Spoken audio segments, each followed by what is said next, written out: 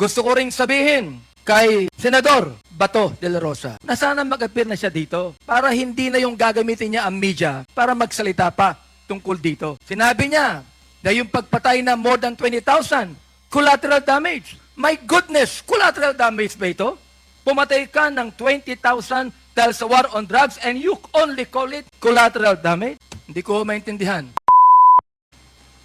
Mr. Chair, may I just make a manifestation that what we're doing right now is just to establish the fact that many people have been killed in this war on drugs. I would like to reiterate, since the time that we have investigated and heard in the Committee on Human Rights on the EJK, that we believe in the war on drugs. What I do not believe is that why would more than 20,000, as others have said, 36,000 should be killed? There should not be anyone to be killed just to be able to defeat drugs in this country. Even right now, we still have problems on drugs, Mr. Chair. Ibig sabihin, hindi po nawala ang drug problem natin kahit na pumatay ng 36,000 na tao. Gusto ko rin pong i-establish dito that the former administration, seemingly and allegedly, did not only use the policemen to kill, but even use prisoners to kill. So gusto ko lang pong tanungin ang ating dalawang witness na ito kay Mr. Fernando Magdadaro. Kayo po ay nahuli kayo noong December 1, 1999 sa kasong murder at illegal possession of firearms. Bakit po kayo nakasuhan ng murder? Yan po ba ay planted sa inyo o talagang ginawa po ninyo? Yun po kinaso sa akin, Your Honor. Yun alin? Yun po ang kinaso sa akin, murder at saka yung illegal. Okay, yung ba'y ginawa mo? Opo, Your Honor. Yung ba'y ginawa mo? Yes, Your Honor. Okay. Na meron kang dalang baril at granada. Yung ba ang nabanggit? Opo, Your Honor. Okay. Bago yung ikaw ay nahuli, ano ang trabaho mo? Dati po akong rebel returnist, Your Honor. Dati kang Rebel returnist po. rebel returnee. Opo, Your Honor. So, anong klaseng rebelde? Sa white area lang po, Your Honor. Ano yan?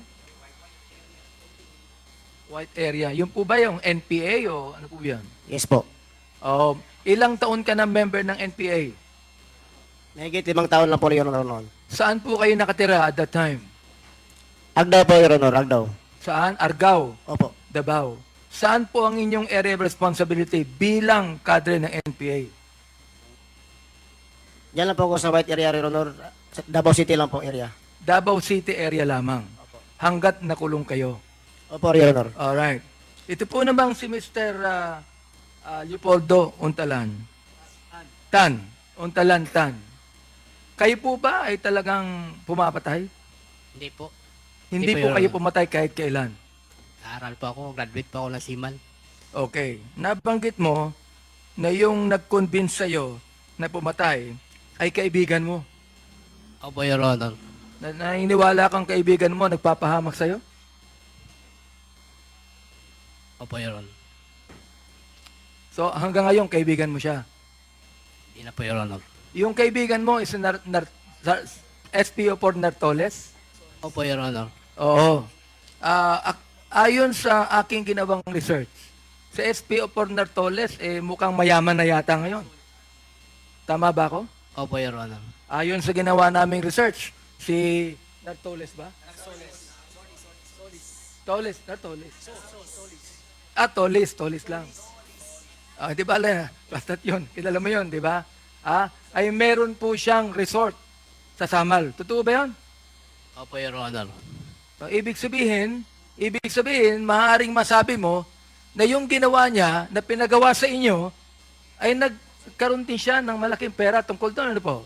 Opo, Your Palagay Honor. nyo? Opo, Your Honor. Siguro, siya rin ang nagbulsa nung dapat ibigay sa inyo. Sapagkat ang sabi niyo sa akin kanina, ang bawat isang napatay na nyo, 1 milyon. Opo, Your So Honor. therefore, 3 milyon ang natanggap nyo bawat isa, correct? Dalawa lang po ang binigay niya. Hindi, kaya nga, 3 milyon dapat, correct? Opo, ang opo, bawat Your isa sa inyo. Opo, Your Honor. Ang naibigay lang sa inyo, tigi 1 milyon. Opo, Your Honor. Ibig sabihin, yung 4 milyon nasa kanya. Ano? Opo, Your Honor. Palagay niyo po. At sinabi rin niyo po na yung kaibigan niyo ay merong mga kaibigan na makapangyarihan sa ating pamahalaan. Mr. Tan, tama ho ba? Opo, Your Honor. Nabanggit po ba niya sa inyo sino yung makapangyarihan na kilala niya sa dating administrasyon? Ang boss niya po, Your Honor, Sino po ang boss niya? si Colonel Edelberto Leonardo at si Colonel Ruina Garma po. Colonel Leonardo na ngayon po ay nasa Napolcom. Polcom po. At sino po yung isa? Ruina Garma. Colonel, Ruina Garma po. yung babae, Garma, yung Opo. naking PCSO. Opo, Your Honor. Oo. At nabanggit din po nyo na girlfriend pala si Garma nung... Sino yun? Nartolis. Opo, Your Honor. Oo. Ba't nyo alam yon? Sapagkat kaibigan mo siya. Opo, Your Honor. Yung kaibigan mo siya nagpahamak sa'yo. Ano po? Opo, Your Honor. So naniniwala kang pinahamak ka ng kaibigan mo. Mag-iingat po tayo sa mga kaibigan nagpapahamak sa atin. Ayun, Narsolis. Alam ko, Nartolis eh. Ngayon, ang sabi mo kay Magdadaro na ginagawa nyo ito sapagkat tinutulungan nyo ang gobyerno ng dating administrasyon. Ganun po ba ang pagkakasabi niya? Opo, Your Honor. Yun ang pagkakasabi mo kay Mr. Magdadaro. Opo. Yung ba ang sabi sa inyo ni Narsolis? Opo. So, ibig sabihin, ang sabi ng SPO for Narsolis, kaya nyo gagawin to sapagkat ito'y ginagawa nyo dahilan sa yun ang utos ng former administration. Opo, Your Honor. Okay, ngayon, naniniwala ba kayo na ang pagpatay na ginawa ninyo ay para sa bayan? Yung ba ang paniwala ninyo na yung pagpatay na ginawa ninyo ay para sa bayan? Naniniwala ka ba, Mr. Tan? Pumatay ka eh. Yun lang ang pagkakataon pumatay. First time mo pumatay eh. First time mo, di ba? Hindi ka mamamatay tao eh. Hindi tulad po ni Mr. Magdadaro na siya'y kinulong na nakapatay. Ikaw hindi eh. So therefore, naniniwala ka na sinabi na Solis sa'yo na yung pagpatay na ginawa ninyo ay para sa bayan. Tama ho ba ako? Tama ho ba ako? Opo, Your Honor. O dahilan sa merong pabuya na naibibigay sa inyo at kalayaan na naibibigay sa inyo.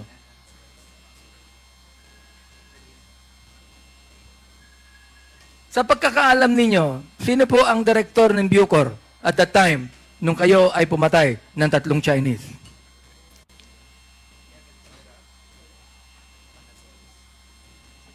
Kilala niyo po ba o alam niyo po ba kung sino ang direktor ng Bucor nung araw? Hindi ko po matandaan. Hindi niyo ako kilala. Pero na alam niyo kung sino. Hindi niyo lang matandaan ang pangalan.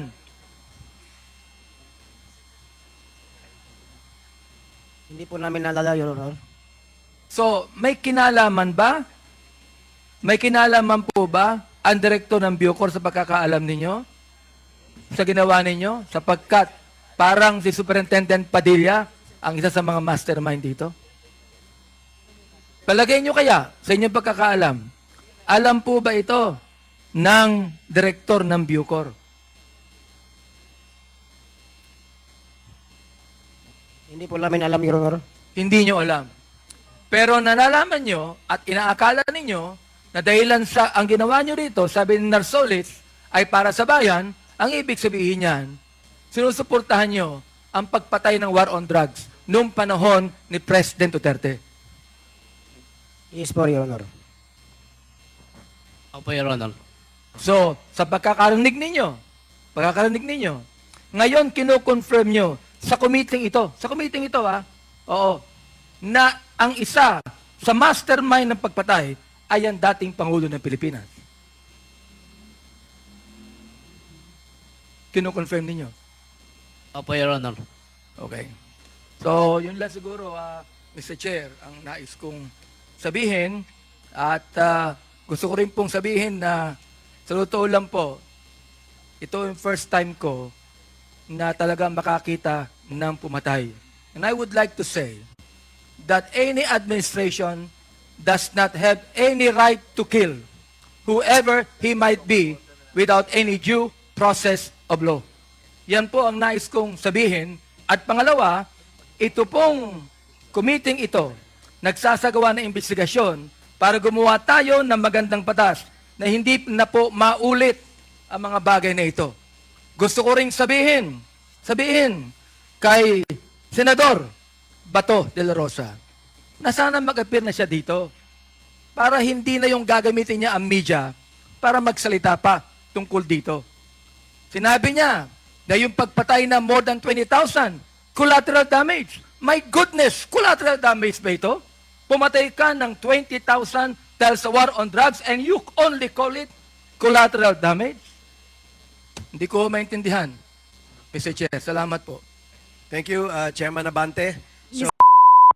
Umani naman ito ng iba't ibang reaksyon mula sa ating mga netizens. Ayon kay Victorian Antillana, Rep. Abante should subpoena Senador Bato. The loyalty of Rep. Abante to the Senate ends where his loyalty to his country begins. Pahayag naman ni Ibet Delgado, kahit presidente pa ng Pilipinas walang karapatan pumatay ng tao, you are right Sir Congressman Abante. At ito naman ang saloobin mula sa ating kababayan na si Maria Navale. How will the drug problem be abolished when the leaders are the major supplier or so-called drug lords? They of course would not want to lose their million income from drugs. Mga kababayan, feel free to comment below para maglabas ng saloobin sa balitang ito.